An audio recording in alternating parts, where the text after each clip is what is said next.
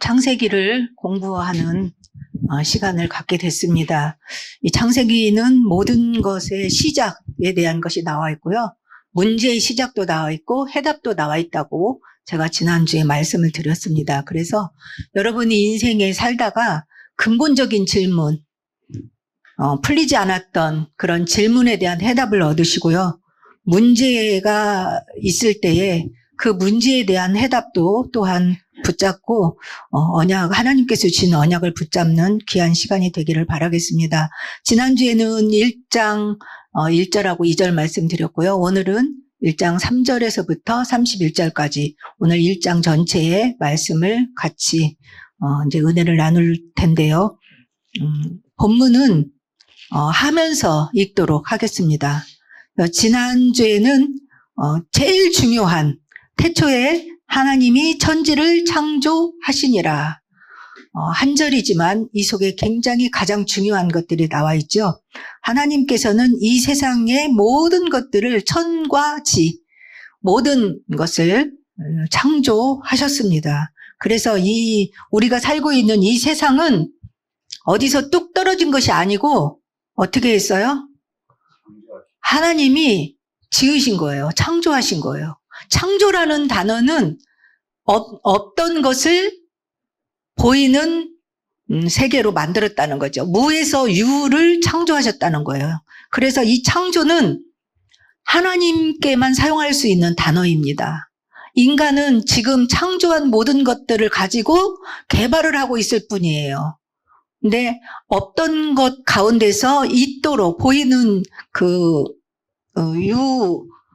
무에서 유를 창조하신 것은 하나님만 하실 수 있는 유일한 거였습니다. 그래서 오늘 그 창조한 것을 이제 6째 날까지 이렇게 창조하시는데 그런 부분을 살펴보도록 하겠습니다. 그러면 지난주에 1절, 2절에서 하나님께서는 이제 오늘 창조를 시작해요. 3절. 그러면 3절 이전의 2절은 창조 이전이라고 했습니다. 그래서 창조 이전은 어떤 상태였었는지, 문자적인 해석과 영적인 해석을 제가 두 가지를 했었습니다. 문자적으로는 그냥 혼돈공허 흑암이었고요. 영적으로는 이스라엘 백성들이 영적으로 굉장히 타락했을 때의 그 영적인 상태, 영적 존재에 대해서 성경 구절 제가 4개를 여러분에게 말씀을 드렸고요. 그래서 가장 중요한 확실한 단어로 나와 있는 것은 계시록 12장 7절에서 9절이죠. 옛뱀 곧 마귀라고도 하고 사단이라고도 하는 온 천하를 꿰는 존재라고 했거든요. 그래서 하늘에서 영적 전쟁이 있었는데 큰 용과 미가엘과 싸워서 이 용이 있을 곳을 얻지 못하여서 어디로 쫓겨났다고 그랬어요? 땅으로 쫓겨났다고 그랬어요. 그러니까 인간의 이 만들기 이전에 영적인 전쟁이 먼저 있었고 하나님께서 창조한 천사가 하나님을 대항하다가 그 싸움에서 이기지 못하고 있을 곳을 얻지 못하여서 땅으로 쫓겨난 상태에 있었다는 거죠. 그 상태를 혼돈공허 흑암이라는 단어로 표현하면 적절하다는 것이죠. 그래서 에레미야도 이 단어를 그대로 사용해서 이스라엘 백성들의 영적인 타락 상태를 이렇게 이 단어로 표현했었다라고 했습니다. 그래서 하나님께서는 이런 영적인 상태를 알고 계시기 때문에 여기에다가 이 세상을 창조하실 때에 가장 첫째 날 뭘 하셨느냐 하면 3절을 보면 3절을 한번 볼까요? 하나님이 이르시되 빛이 있으라 하시니 빛이 있었고 이렇게 했습니다. 첫째 날 하나님께서는 맨 먼저 무엇을 창조하셨어요? 빛을 창조하시는 것이죠. 왜요? 지금 창조 이전의 상태가 어두움에 있잖아요. 어둠. 혼돈, 공허, 흑암에 있기 때문에 이 세상을 창조하실 때 맨 먼저 뭘부터 해야 되냐면 어둠을 밝혀야 되거든요. 여러분들도 이제 직장에 갔다가 저녁 때 퇴근하면 지금 겨울이라 5시, 6시 퇴근 시간 되면 캄캄해지거든요. 여름에는 조금 햇빛이 있기 때문에 그렇게 캄캄하지는 않지만 지금 겨울에는 공무원들 기준으로 퇴근 시간을 보면 캄캄해져 있거든요. 그러면 집에 가서 맨 먼저 여러분이 하는 게 뭐예요? 그렇죠. 불을 켜는 거죠. 스위치 딱 눌러가지고 캄캄하니까 불을 탁 켜면은 어때요? 어둠이 그냥 사라지는 거죠. 그래서 어둠을 쫓아낼 수 있는 유일한 길은 뭐예요? 빛이라는 거죠. 빛. 거기에서 막 뭐 다른 것을 아무리 해봐도 어떤 방법을 해봐도 어둠은 떠나지 않고 밝혀지지 않는 거죠. 빛을 비추면 되는 것이거든요. 그런데 넷째 날 보면 해도 만들고 달도 만들고 별도 만들잖아요. 거기에서 그거는 광명체라고 했거든요. 광명체. 근데 첫째 날은 광명체가 아니에요. 빛을 만드셨어요. 빛이 있으라 하니까 빛이 있었고, 그런데 그러니까 넷째 날 만든 해, 달, 별 이런 광명체하고 다른 빛이라는 거죠. 그래서 이 빛을 이용하는 이제 이것이 무엇인지를 제가 이대지에 할 거고요. 그 빛이 있으라, 빛이 생기는 거 이전에 우리가 살펴봐야 될 게 3절에서 더 중요한 말씀이 있어요. 뭐냐면 하나님이 이르시되 그랬어요. 창조를 어떻게 하느냐 이 말이죠. 무엇으로 하느냐, 하나님께서 어떤 방법으로 창조하시느냐, 여기가 굉장히 중요하기 때문에 저는 그 부분을 일대지에서 살펴보려고 하고 있습니다. 그래서 하나님이, 옛날 성경은 뭐라고 나와 있죠? 하나님이 가라사대 이렇게 나와 있어요. 가라사대라는 말은 우리가 보통은 안 쓰는 말이잖아요. 그래서 이제 다시 이르시되라고 했어요. 이르시되 이런 말도 우리가 평상시 생활에서는 안 쓰죠. 그러면 이것을 그냥 우리가 쓰는 단어로 바꾸면 뭐요? 하나님이 말씀하시니. 그러니까 이르시되 가라사대 이건 다 하나님이 말씀하시니. 근데 뭐라고 말씀하셨어요? 빛이 있으라라고 말씀하시니까 빛이 있었고 라는 뜻이에요. 그러면 이 지구에 있는 모든 것을 하나님이 어떻게 창조하셨다고요? 말씀으로 창조하셨다라는 거죠. 그래서 하나님이 이렇게 창조할 때에 말씀하시는 대로 첫째 날, 둘째 날, 셋째 날, 여섯째 날까지 그대로 된다 그랬어요. 그대로 되시니. 말씀을 딱 뭐가 있으라, 땅이 있으라, 물이 모여라, 바다가 되고 이렇게 하면 말씀하시는 대로 그대로 되니라. 그리고 몇째 날이니라. 그대로 되니라가 쭉 나와 있거든요. 그대로 돼요. 계속 그것을 창조한 여섯째 날까지 보면 그대로 된다라는 말이 나오거든요. 그래서 하나님의 말씀은 오늘 제목을 봐요. 창조의 능력이 있다라는 거죠. 그래서 저는 이것을 제목으로 삼았습니다. 오늘 제일 중요한 게 말씀으로 창조하는데 하나님의 입에서 나오는 말씀은 어떤 능력이 있어요? 창조의 능력이 있는 말씀이라는 거죠. 그럼 오늘 메시지에 이게 핵심이에요. 하나님은 여러분은 어떤 존재로 알고 계세요? 영이시다라는 거죠. 근데 영이신 하나님을 우리가 어떻게 알 수 있고 어떻게 만날 수 있느냐? 그분은 말씀으로 창조를 하셨고 말씀으로 모든 것을 우리에게 가르쳐주고 있고 말씀으로 소통하고 계시다는 거죠. 형체는 보이지 않는 영이시지만 그 입에서 나오는 말씀은 우리 인간이 들을 수 있도록 사람을 선택해서 기록하게 만들었고 알게 만드시는 거죠. 그리고 그 입에서 나오는 말씀이 하시는 대로 그대로 되니라. 우리 눈에 보이는 이 창조 세계는요, 하나님이 말씀하신 대로 되어져서 지금도 운행하고 있는 중이거든요. 그러면 오늘 메시지에서 가장 중요한 것은 말씀이에요. 우리가 지금 우리 교회에서 1년 동안 하기로 한 것이 뭐죠? 성경 통독이에요. 하나님의 기록된 말씀이에요. 디모데후서에 보면 이 말씀은 하나님의 감동으로 기록했다고 나와 있어요. 그러면 우리가 영이신 하나님을 우리가 어떻게 만날 수 있어요? 볼 수 있어요? 없거든요. 근데 그분은 말씀이기 때문에 그분의 말씀을 통해서 하나님을 만날 수 있고 그분의 뜻을 알 수 있는 거죠. 모든 것을 알 수 있는 거죠. 그래서 요한복음 1장 1절에 뭐라고 나와 있어요? 태초에 말씀이 계시니라. 이 말씀이 하나님과 함께 계셨으니 이 말씀이 곧 하나님이시다라고 이렇게 나와 있잖아요. 요한복음 1장에서 그렇게 얘기했다고 그랬죠. 그러니까 하나님은 곧 누구시라고요? 말씀이 하나님이신 거예요. 그러니까 창조의 능력이 나타나는 것이죠. 그러면 이 말씀의 능력에 대해서 얼만큼 큰 능력, 하나님 자신이잖아요. 이 말씀이 요한복음에서 말씀이 곧 하나님이라 했고, 없는 것에서 거꾸로 써놨네. 무에서 유를 창조하는 그런 능력이라고 했거든요. 그래서 에스겔 선지자는 37장 10절 말씀에 하나님의 영이 에스겔 선지자를 데리고 가서 마른 뼈를 보여줬어요.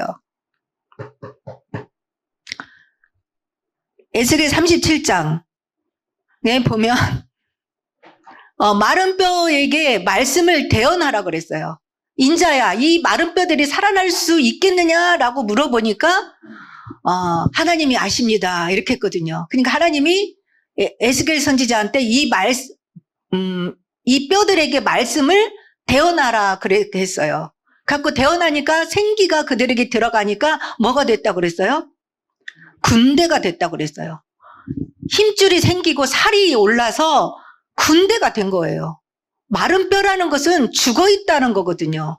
죽어 있는 상태인데 뭐가 돼요? 하나님의 말씀을 대언하니까 그 말씀이 곧 뭐예요? 생명이라는 거예요. 생기가 들어가니까 죽었던 뼈들이, 죽었던 사람들이 살아나서 큰 군대가 된다는 것이죠. 우리도 죄로 말미암아서 에베소서 2장 1절에 보면 죄와 허물로 죽었던 우리들이죠. 근데 그분의 말씀이신 예수 그리스도가 내 안에 들어오면 우리도 어때요? 살아나는 것이죠. 하나님의 말씀은 곧 하나님이시고 이 말씀은 우리에게 들어오면 이것이 생명이 된다는 것이죠. 창조의 능력. 아니 죽은 마른 뼈를 살리는 거는 아무것도 아닌 거예요. 원래 처음에 창조는 뭐예요? 아무것도 없었는데 말씀하시니까 되는 거거든요. 빛이 있으라니까 빛이 있었고요. 궁창으로 나뉘어지라 하니까 나뉘어지고요. 이 모든 것이 말씀으로 되기 때문에 죽었던 자를 살리는 것은 더 쉬운 일이라는 것이죠. 세 번째 보면 예수님께서 사역하실 때에 나사로가 죽었다고 연락이 왔어요. 그래갖고 나사로한테 가서 뭐라고 그랬어요? 무덤 앞에 가서 막 울고 있었거든요. 그래서 이제 나사로는 살아날 거다 이렇게 하니까 주님 부활하실 때 나중에 부활하실 때 그때 살아날 줄로 믿습니다. 그게 아니다. 나사로야 나오라 이렇게 예수님이 명령하시니까 어땠어요? 나사로가 붕대를 감고 일어났어요. 그러니까 예수님 자신이 하나님이시잖아요. 그래서 하나님이 말씀하시면 어때요? 죽은 나사로가 살아서 나오는 것이죠. 말씀의 능력. 하나님은 말씀이시고 이 말씀은 곧 어떤 능력이 있다고요? 무에서 유도 창조할 수 있고 죽은 자도 살릴 수 있는 마른 뼈도 군대를 만드는 창조의 능력이 있다는 것이죠. 근데 이거를 정말 믿는다면 우리가 이 성경 66권에 기록된 말씀을 어떻게 해야 돼요? 정말 이 말씀을 가까이 할 수밖에 없는 거예요. 세상에 어떤 것을 하는 것보다 이 말씀을 어떻게 해야 돼요? 그래서 제가 거기 적어놨대요. 네 번째. 이 말씀을, 예언의 말씀을 읽는 자, 듣는 자, 지키는 자가 복이 있다라고 했어요. 왜요? 하나님을 만나는 거거든요. 이 말씀을 내가 내 안에 들어오면 믿음으로 이 말씀을 내가 믿게 되면 그 순간 성령의 역사하면 내 영혼이 죽었던 영혼이 살아나고요. 거듭나는 거고요. 무에서 유가 창조가 된다니까요. 창조의 능력이 있다는 거요. 이것을 안 믿으니까 이 말씀을 대수롭지 않게 여기는 거거든요. 정말 이거를 여러분들 이 창세기를 배우면서 오늘 둘째 시간에 3절에서 이 메시지의 언약을 붙잡기 바랍니다. 이 창조의 능력을 여러분이 믿고 1년 365일 최소한 1년 2026년도 이 말씀을 여러분들이 가까이 하시고 읽고 듣고 지켜보시기 바랍니다. 어떤 능력이 여러분의 인생 속에 여러분의 삶 속에 일어나는지 한번 해보시기 바랍니다. 그래서 시편 1절에서 1편 1절에서 3절 제가 4번 한 김에 4번을 하고 있는 거예요. 묵상하면 복 있는 사람이 어떤 사람이라고 했어요? 이 말씀을 즐거워해서 주야로 묵상하는 자라 그랬어요. 여러분들 즐겁습니까? 하나님 말씀 읽고 묵상하는 거요? 아, 왜 또 이건 읽자 그래가지고 이렇게 힘들게 하지? 바빠 죽겠는데. 이런 생각이 드나요? 아니면, 그래요? 왜 이렇게 성경을 읽자 그래가지고 귀찮아 죽겠네. 숙제하듯이. 그렇게 생각이 들었을 수도 있어요. 바쁘니까. 근데 지금부터, 오늘 이 메시지를 듣는 지금부터 우리가 생각을 바꾸고 어떻게 해야 돼요? 하나님의 말씀을 즐거워하여서 주야로 묵상하는 자가 복 있는 사람이래요. 아시겠죠? 복 있는 사람이 이렇게 하면은 3절이 어떤 결과가 나와요? 때를 따라서 어때요? 열매가 맺힌대요. 나무가 시냇가에 심은 것처럼 때를 따라서 열매가 맺힌대요. 1년 365일 여러분들이 정말 하나님의 말씀을 주야로 묵상 한번 해보시고요. 그러면 여러분의 인생이 겨울쯤 돼가지고 어떻게 돼요? 3절. 그는 시냇가에 심은 나무가 철을 따라 열매를 맺으며 그 잎사귀가 마르지 아니함 같으니 그가 하는 모든 일이 다 형통하리로다. 내가 한 거는 없는데 하나님의 말씀을 가까이 하고 읽고 듣고 지키는 일, 이 일을 가까이 하면서 하나님을 내가 알고자 했더니 내 영혼이 잘 되고 범사가 잘 되고 강건하는 축복이 내 인생에 임하게 되었다라는 것을 간증하는 그런 한 해가 되시기를 바랍니다. 그래서 죽은 자도 살렸죠. 그래서 이 말씀은 어떤 능력이 있느냐. 히브리서 4장 12절 여러분들 잘 알고 계시죠? 히브리서 4장 12절 한번 첫 줄만 암송해 볼까요? 하나님의 말씀은 시작. 하나님의 말씀은 살았고 운동력이 있고 옛날에 운동력이 있다고 활력이 있어 좌우의 날선 어떤 검보다도 예리하여 혼과 영과 및 관절과 골수를 찔러 쪼개기까지 하며 또 마음의 생각과 뜻을 판단하나니. 정말 이 말씀을 믿어지십니까? 믿어야 됩니다. 왜냐하면 사실이거든요. 아직 내가 저것을 체험하지 못했을 뿐이지 저것을 체험한 사람도 있고 믿는 사람도 있거든요. 정말 말씀은 좌우의 날선 어떤 검보다도 예리합니다. 의사들이 가지고 있는 칼은 한쪽만 날이 섰어요. 근데도 의사가 우리를 다 수술하잖아요. 어때요? 관절과 골수를 찔러 우리 뼈 뭐 이런 것도 다 잘라요. 병원 가면 다. 여러분도 이도 다 고쳐요. 내장도 다 바꾸고 째고 자르고 막 다 붙이고 막 다 의사들도 해요. 한쪽에 날선 그 검으로. 근데 말씀은 관절과 골수뿐만이 아니고 뭐까지 해요? 혼과 영까지 하네요. 우리의 영적인 부분까지도 수술해서 우리를 새 사람 만든다니까요. 우리의 죄악에서 우리를 건져서 새 사람 만들고요. 우리의 생각이 완전히 바뀌어요. 이 말씀이 우리를 수술하면요. 근데 말씀을 들을 때 이런 일이 일어나는 것이지 말씀을 안 듣고 있는데 이런 일이 일어나진 않은 거거든요. 제가 지난번에도 잠깐 얘기했지만 저는 이 말씀을 체험하고 이 말씀대로 은혜를 받았다고 했잖아요. 여러분들도 이 말씀을 많이 체험하셨을 거예요. 읽다가 듣다가 묵상하다가 기도하다가 이 말씀이 여러분의 생각을 완전히 바꾸잖아요. 그죠? 기도할 때하고 안 할 때하고는 내 생각이 완전히 바뀌잖아요. 처음에는 그냥 내 생각을 가지고 기도하는데 나중에 성령이 역사하고 말씀이 탁 떠오르면서 말씀으로 딱 조명해주고 깨닫게 해주면서 내 생각을 바꾸잖아요. 이 말씀이 내게 임하면 어떻게 돼요? 내가 사단의 자녀에서 하나님의 자녀로 신분이 바뀌는 그런 생명의 역사가 일어난다니까요. 거듭남의 역사가 말씀을 임할 때 성령이 역사하거든요. 말씀 들을 때. 그래서 물과 성령으로 거듭나지 아니하면 하나님 나라를 볼 수 없다고 했거든요.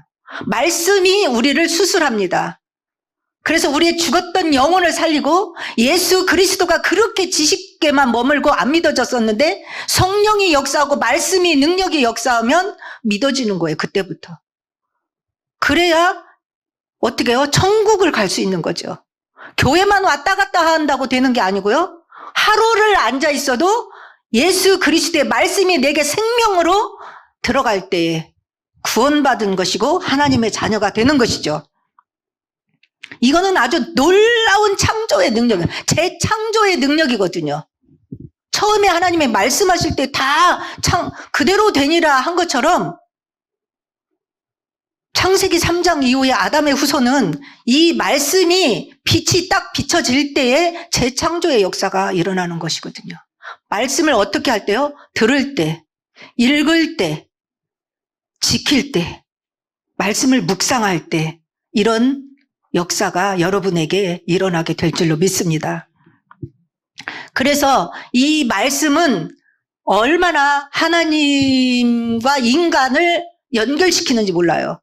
하나님은 볼 수가 없는데 인간하고 어떻게 했어요? 말씀으로 언약을 했어요. 이 선악과를 따먹지 말아라. 이 언약을, 말씀의 언약을 주셨거든요. 그래서 말씀을 지키느냐, 말씀을 지키지 않느냐에 따라서 하나님과의 관계가 유지되고 관계가 단절되는 것이 말씀으로 되는 거예요.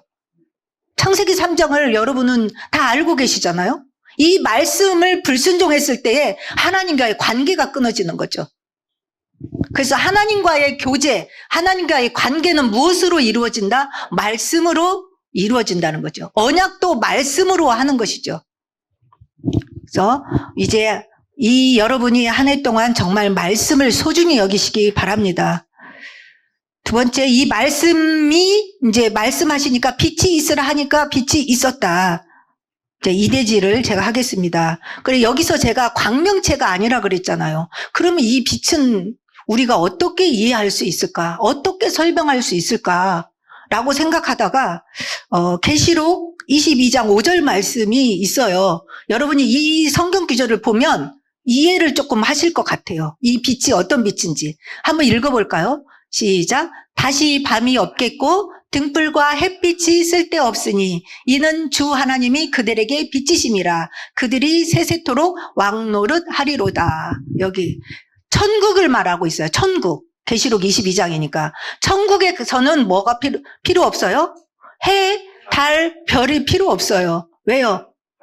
하나님 자신이 빛이시기 때문에 그분이 빛이시면 이것이 햇빛이 등불 같은 것이 다 필요 없다는 거죠. 주 하나님이 그들에게 빛이심이라. 그러니까 첫째 날 빛이 있으라 이렇게 한 것도 해, 달, 별 그런 빛이 아니고 하나님이 환하게 비치는 그런 빛이었다는 거죠.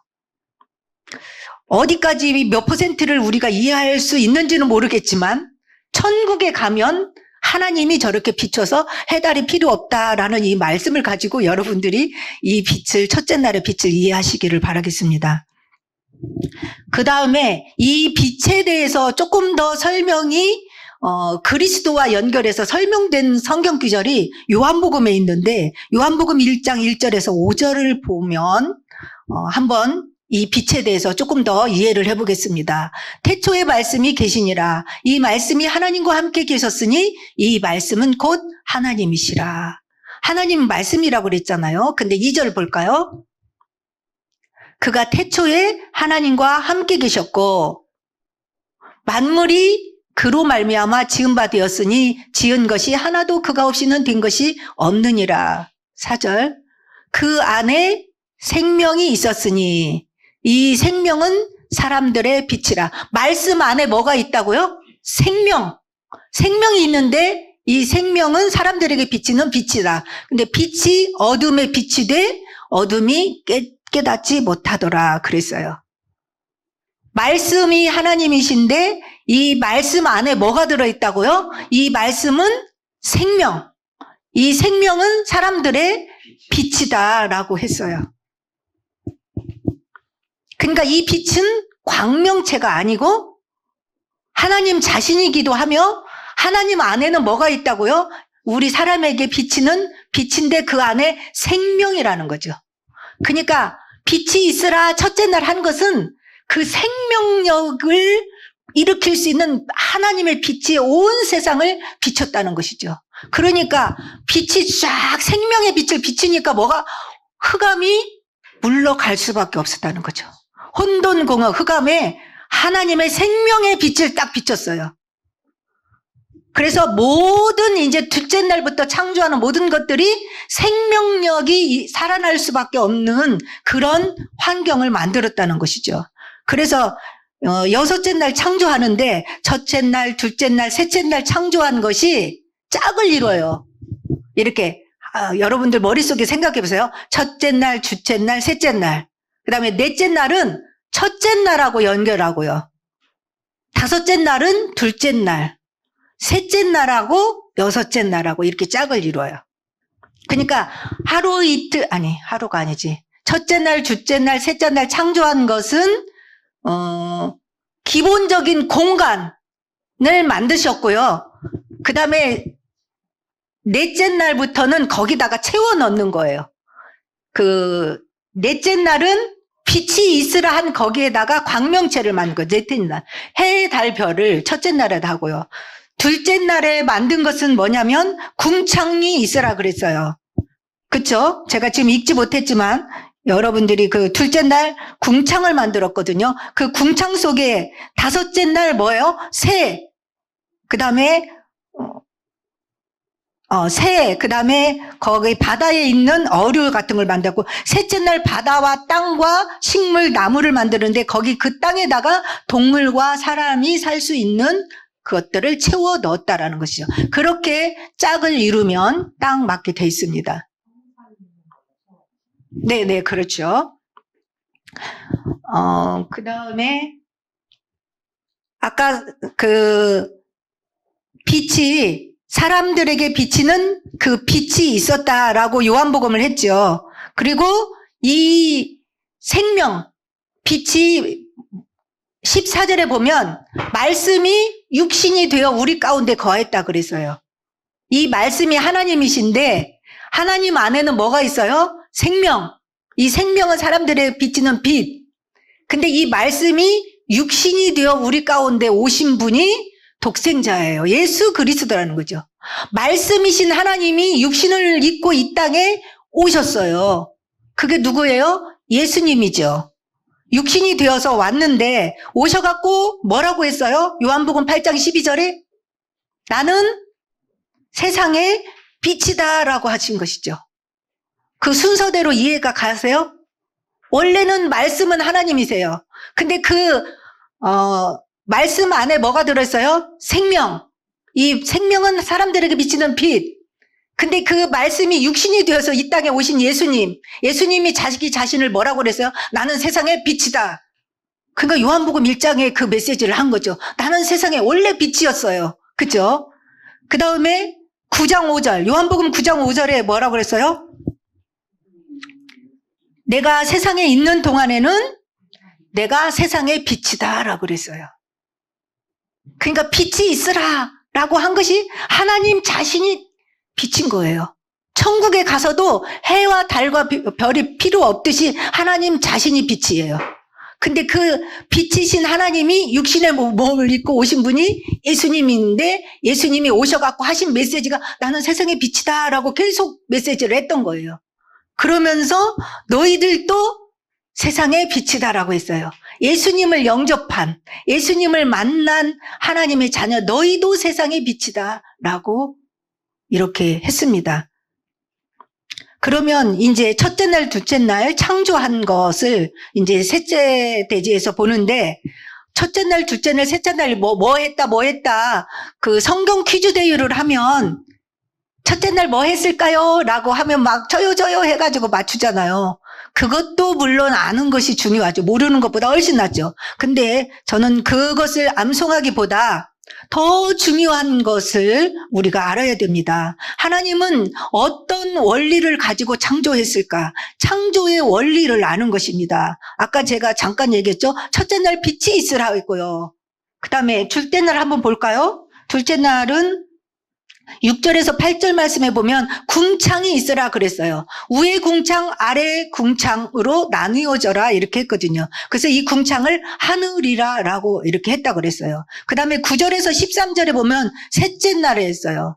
바다, 물이 이렇게 모여서 9절에서 보면 천하의 물이 한 곳으로 모여라 이렇게 했고요. 그 다음에 묻을 땅이라고 했습니다. 그리고 모인 물을 바다라고 했어요. 그죠? 10절, 9절하고 10절. 그리고 땅에서는 이제 풀, 나무 이런 것들이 나무를 내라. 그리고 각기 그 종류대로 이게 셋째 날이고요. 넷째 날은 해, 달, 별 만들어서 모든 징조와 계절과 날과 해를 이루게 하라 그랬어요.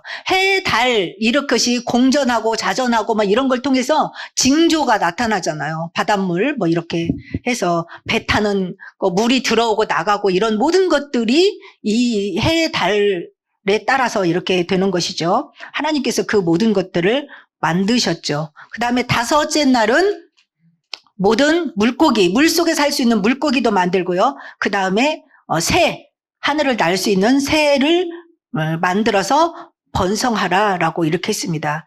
그 다음에 제일 중요한 것이 뭐냐? 동물과 사람. 그 중에서 사람만이 다르게 만들었어요. 오늘 그 부분을 제가 창조의 원리에서. 창조의 원리 지금 여섯째 날까지 만든 것은 다 뭐예요? 항상 우리가 복음 전할 때 나무는 어디에 있어야 돼요? 땅에 살도록 만들었고요. 그 다음에 물고기는 물속에서 살도록 만들었고, 새는 궁창 하늘을 날면서 생명을 유지하고 번성하는 그런 복을 하나님께서 주셔가지고 만들었습니다. 그런데 여섯째 날 만든 사람은 이 생물들하고 다르게 만든 부분이 있습니다. 그 부분을 조금 더 살펴보도록 하겠습니다. 사람은 26절에서부터 28절을 보면 26절 하나님이 이르시되 우리의 형상을 따라 우리의 모양대로 우리가 사람을 만들고 그들로 바다의 물고기와 하늘의 새와 가축과 온 땅과 땅에 기는 모든 것을 다스리게 하자 이렇게 했습니다. 그래서 하나님의 형상은 우리가 하나님의 형상대로 하나님의 모양대로 이렇게 만들었다고 그랬잖아요. 그러면 하나님의 형상은 그러면 뭘까? 근데 하나님의 형상대로 지음받았다는 게 다음에 할 창세기 2장 7절에서 사람을 만드는 장면에 보면 하나님의 형상이 구체적으로 어떤 것인지 이렇게 알 수 있어요. 하나님이 사람을 뭘로 만들었어요? 흙으로 사람을 지으시고 생기를 그 코에 불어넣으시니 사람이 생명이 된지라라고 했습니다. 저 부분이 바로 하나님의 형상대로 지음받은 내용입니다. 다음 주에 좀 더 구체적으로 하겠습니다. 그래서 흙은 뭐가 돼요? 우리의 몸이 되는 것이죠.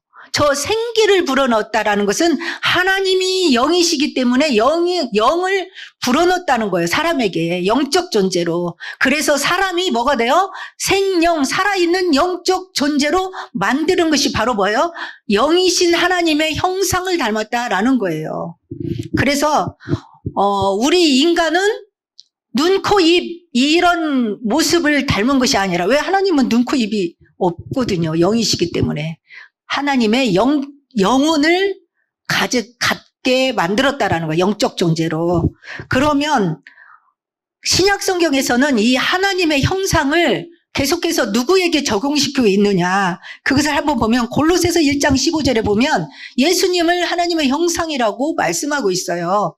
자, 한번 읽어볼까요? 그는 보이지 아니하는 하나님의 형상이시요 모든 피조물보다 먼저 나신 이시니. 아까 하나님이 말씀이신 하나님이 육신으로 오셨잖아요. 성육신 하시기 전에 이 예수님은 하나님과 함께 계시는 거예요.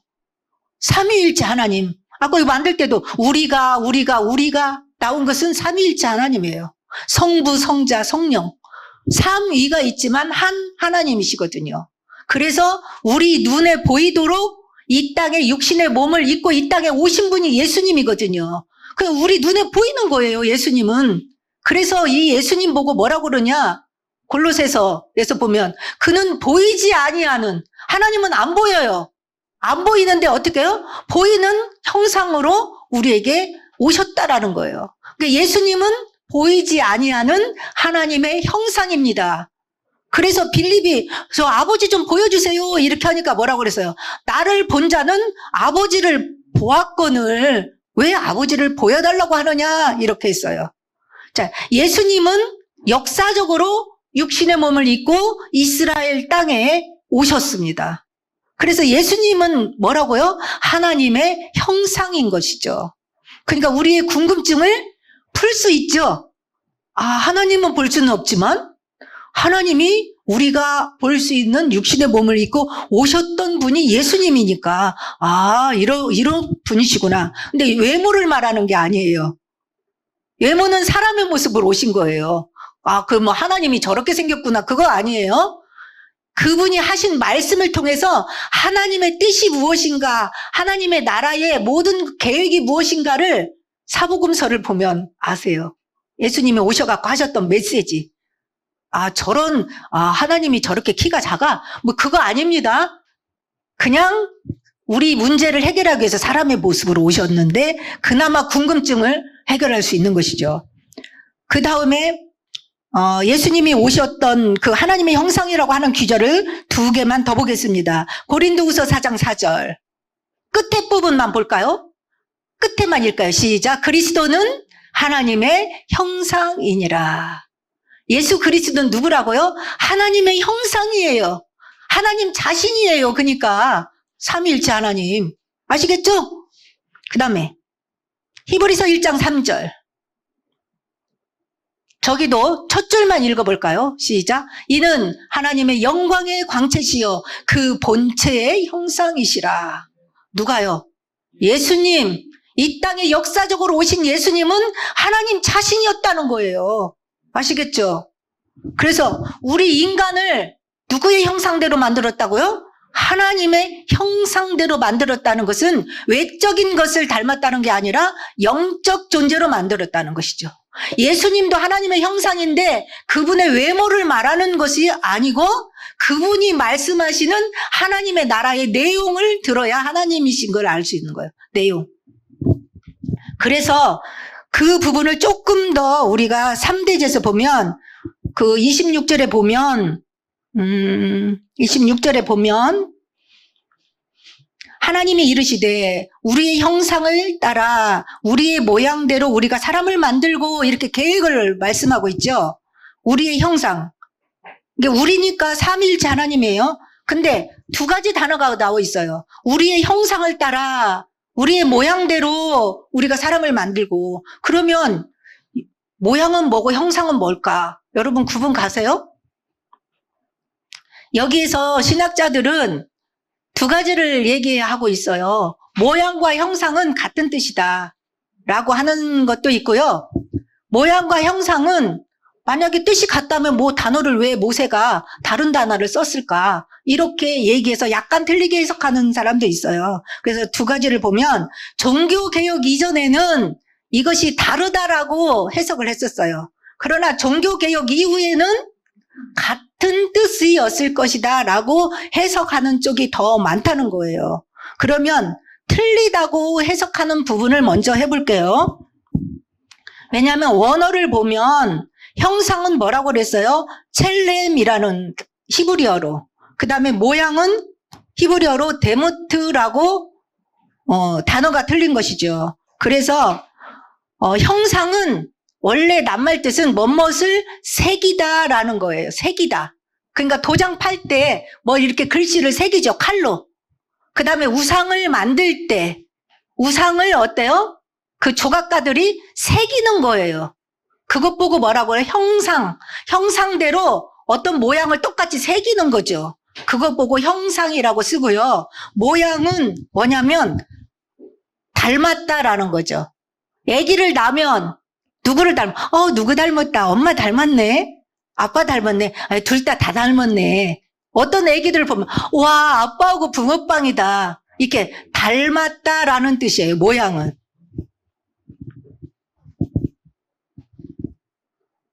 그래서 그러면 이제 이런 뜻이고요. 그 다음에 종교개혁 이후에는 같은 뜻으로 썼어. 만약에 틀리다면 왜 이렇게 썼을까 하는 게 뭐냐면 아까 26절에서는 우리의 형상을 따라 우리의 모양대로 만들자 했는데 27절에서는 실제로 만들 때는 뭐라고 나와 있어? 27절에 하나님이 자기 형상 곧 하나님의 형상대로 사람을 창조하시되 그냥 형상이라는 하나만 사용했다는 거예요. 만약에 틀리다면 여기서도 모양이 나와야 되는 거거든요. 근데 같이 썼어요. 그 다음에 또 하나는 창세기 5장 1절에서 이 창조한 내용을 또 한번 반복해서 그 족보 얘기가 나올 때 그것이 나오거든요. 그 5장에서 보면 5장 1절에 한번 볼까요? 아담의 계보인데 하나님이 사람을 창조하실 때에 하나님의 모양대로 지으시되 그 다음에 3절에서는 뭐라고 나왔어요? 모양대로라고 나와 있고 3절에서는 아담은 자기의 모양 곧 자기의 형상. 그러니까 자기의 모양 곧 자기의 형상. 그러니까 여기서는 같은 뜻으로 쓰고 있다는 것이죠. 구분 안 하고. 이렇게 여러분들이 이 단어 두 개는 이렇게 이해하면 좋겠습니다. 그래서 이렇게 하나님의 형상, 어떤 존재? 영적 존재로 만드시고 28절에 뭐 했어요? 28절에는 복을 주셨어요. 인간에게 복을 주셨는데 여기에서 복이라는 단어를 하나 살펴보고 넘어가겠습니다. 복을 주셨는데 세 가지 복을 줬어요. 생육하고 번성하여 땅에 충만하라. 땅을 정복하라. 그 다음에 땅에 있는 창조한 모든 것을 다스리라 라는 뭘 주셨다고요? 복을 주셨어요. 근데 여기에서 복이라는 것은 바로 뭐냐면 바라크예요. 히브리어로. 바라크. 근데 바라크는 히브리어로 낱말 뜻을 보면 무릎 꿇다, 경배하다, 찬양하다라는 뜻을 갖고 있어요. 이게 복이 뭐라고요? 무릎 꿇다, 경배하다, 찬양하다라는 거예요. 그러니까 복은 바로 뭐냐면 땅을 정복하라 하니까 막 땅 따먹기 넓은 것이 복이 아니고 복은 뭐라고요? 하나님과의 관계성을 얘기하는 거죠. 하나님과의 관계에서 무릎을 꿇다. 아까 일부 메시지에서 무릎 꿇다가 굉장히 기도하는 자세에서 많이 나오더라고요. 그게 바로 뭐예요? 하나님께 무릎 꿇다라는 것은 하나님과의 관계를 얘기하고 있어요. 관계. 이게 예배의 자세인 거예요. 하나님께 무릎 꿇어 순종할 수 있는 그런 관계로서 하나님께 예배하는 것이 가장 복받은 사람이라는 뜻이에요. 복은 바로 뭐라고요? 하나님과의 관계가 되어진 사람이 복받은 사람이라는 거죠. 복이 바라크. 하나님 앞에 무릎 꿇는 거예요. 하나님은 나를 만드신 창조주, 나의 주인, 나의 왕이시고 나는 피조물로 그의 지으신 피조물로서 그분 앞에 순종하는 자세죠. 무릎 꿇었다는 게 순종하며 그분과 함께 경배하고 그분을 찬양하는 거죠. 나를 지으신 하나님. 그리고 그분을 예배하는 것, 경배하는 것. 그게 복이라는 거예요.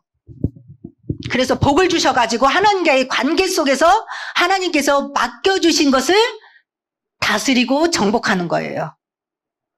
그래서 이것이 바로 뭐냐? 이것 보고 신학적인 용어로는 문화명령이라고 해요. 하나님의 나라를 창조했다고 했잖아요. 하나님의 나라를 창조했는데 하나님의 나라의 모든 엿새 동안 창조한 것을 왕이신 하나님이 그의 나라를 창조했는데 그 왕권을 우리 인간에게 맡겨주는 거예요. 그러니까 이 왕권을 누구에게 준다고요? 아담에게, 사람에게 맡겨주는 거예요. 그러면 인간은 앞으로 살 때 어떻게 살아야 돼요? 왕권을 위임받은 거거든요. 하나님의 나라에 창조한 6일 동안의 모든 하나님의 나라를 우리 인간에게 위임시켜 준 거예요. 생육하고 번성하며 정복하고 다스리는 왕권을 넘겨준 거죠. 근데 이 왕권을 창세기 3장에서 잃어버리거든요. 그래서 이 왕권을 그리스도로 말미암아서 회복해서 왕노릇 하는 데까지, 계시록에 보면 왕노릇 하는 데까지 회복시키는 것이 창세기 1장 원래 주셨던 이 왕권 회복하는 거거든요. 그래서 우리는 이 땅에 살면서 왕적인 이 다스리는 권세를 위임받았기 때문에 우리는 내가 군림하는 것이 아니라 나에게 맡겨준 나보다 더 높은 왕이 계시잖아요. 하나님이 왕 되시고 하나님이 주인 되심을 나타내는, 증거하는 그런 대리자로서의 왕권을 우리가 누려야 되는 거죠. 그래서 베드로전서는 우리에게 뭐라고 했냐면 왕 같은 제사장이라고 했거든요. 그래서 군림하는 왕이 아니라 제사장적인 왕을 말하는 거죠. 섬기는 왕이라는 것이죠. 그래서 이제 여기까지 하고 이제 결론을 맺겠습니다. 하나님께서는 이 모든 만물을 창조하신 모든 것의 시작이십니다. 그래서 이 지구의 모든 것의 주인은 하나님이시고 그분은 하나님 나라를 이 땅에 창조하셨고 하나님이 왕이십니다. 근데 하나님의 모든 나라를 우리에게 위임시켜 주신 하나님의 왕적인 권세를 우리에게 주셨습니다. 그래서 이 문화 명령을 잘 수행하면서 하나님의 나라가 잘 원래 창조대로 잘 유지되고 하나님의 나라가 지속될 수 있도록 우리는 그 일을 하는 것입니다. 그런데 어떤 관계에서, 하나님과의 관계에서 그분에게 무릎 꿇고 경배하며 하나님을 찬양하는 예배자의 모습으로 이 복을 우리가 지속적으로 누려야 된다는 것입니다. 오늘 말씀을 여기서 마치겠습니다. 기도하겠습니다. 하나님 아버지 감사합니다. 하나님은 혼돈공허 흑암 속에 빛을 비추어서 어둠을 물리치시고 이 땅에 창조의 모든 축복을 하나님께서 만드셨습니다. 그리고 그 모든 창조물을 우리에게 복으로 주시고 그것을 생육하고 번성하게 하시고 정복하게 하시고 다스리는 권세를 우리에게 위임시켜 주셨습니다. 이 사명을 잘 감당할 수 있도록 날마다 말씀을 통하여서 살아계신 하나님과 소통하게 하시고 주의 이름 앞에 경배하며 찬양하는 예배자로 서며 이 일을 지속할 수 있도록 축복하여 주옵소서. 예수 그리스도의 이름으로 기도했습니다. 아멘.